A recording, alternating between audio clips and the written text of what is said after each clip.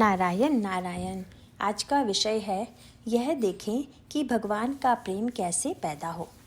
सत्य का दर्शन हुआ, लेकिन उनके आसपास के लोग देखें तो हमें बुरे दिखाई देते हैं। हम अस्पताल देखने के लिए गए तो वहाँ हमें हट्टे कट्टे लोग कैसे दिखाई देंगे। ऐसा सोचना क्या गलत नहीं है कि हमारी गृहस्थी की अड़चन संत दूर करें। उसे हटाने के लिए किसी और के पास जाएं, संतों के पास नहीं। वैसे बीमारी अच्छी हो जाए इसलिए भी राम राम कहें, तब भी वह व्यर्थ नहीं जाता। यह अलग बात है। सत्पुरुषों के हम पर बहुत उपकार हैं, क्योंकि उन्होंने बीमारी का निदान ढूंढ निकाला। हमें हर बात चाहिए, अर्थात लोभ की बीमारी हुई है। जहाँ यह चाहिए वह नहीं चाहिए और हवस निर्माण हुई, वहाँ निश्चय ही संतोष नहीं होता। हमारे भजन पूजन का क्या हेतु होगा, वह समझकर करें तो काम होगा। आजकल भगवान चाहिए कि इच्छा रखने वाले लोग बहुत थोड़े हैं, और जो भगवान की इच्छा रखते हैं उन्हें वास्तव में भगवान के लिए ही भगवान चाहिए। ऐसी भावना नहीं होती, वह तो उन्हें गृहस्थियों के लिए चाहते हैं। उसे निश्चय ही संतोष प्राप्त होगा जिसे भगवान के लिए ही भगवान चाहिए।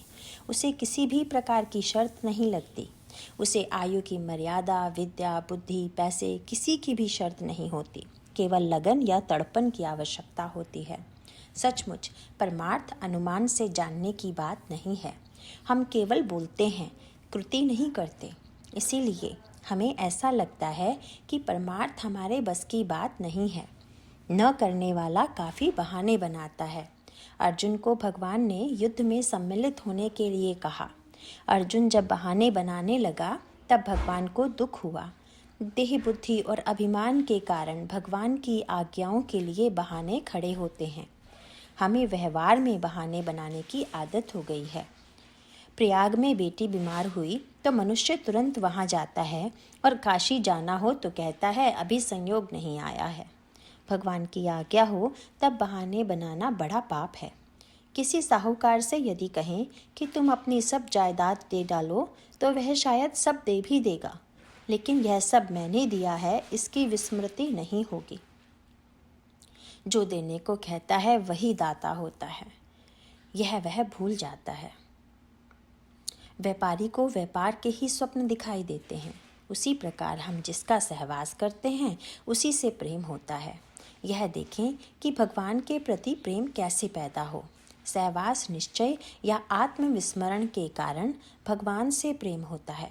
बहुत दिन तक किसी मकान में रहने से उस मकान के बारे में प्रेम उत्पन्न होता है ना।